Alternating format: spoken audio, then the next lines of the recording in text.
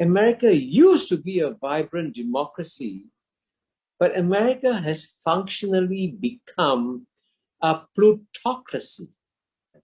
China has functionally become a meritocracy. Now, what's a meritocracy? A meritocracy is a society that picks the best brains in the society to run the society.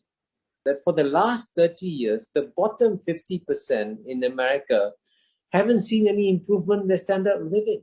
The Chinese people, the 1.4 billion people, have seen in the last 40 years a greater improvement in their standard of living, in their quality of life. The past 40 years have been the best 40 years in 4,000 years of Chinese history.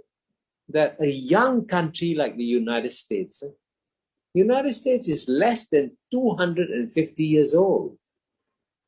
This young country, with 1/4 the population of China, believed in its mind that United States would transform China. And China's got 4 times the population and 4,000 years of history.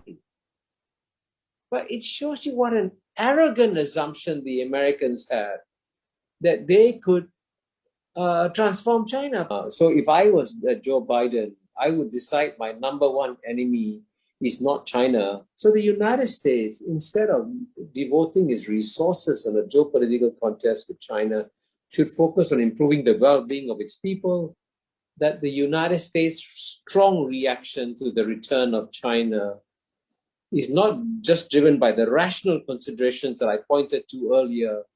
It's also driven by emotional considerations, a deep reluctance to accept a world in which a non-Western power is number one. For the last 2,000 years, the 2 largest economies in the world were always those of China and India. And so what we're seeing in the 21st century is a return to the normal. It's not clear what exactly is the United States trying to accomplish vis-a-vis China. Is it trying to prevent China from becoming number one economy in the world? It cannot succeed. Is it trying to isolate China? It cannot succeed. Is it trying to overthrow the Chinese Communist Party? It cannot succeed. Now, China's GNP, right, which was 10% the size of the United States in purchasing power parity terms in 1980, is now bigger than the United States. China will become more assertive, but in my book, Ricardo may remember, I make a big difference between being assertive and being aggressive. And China has not fought a war in 40 years.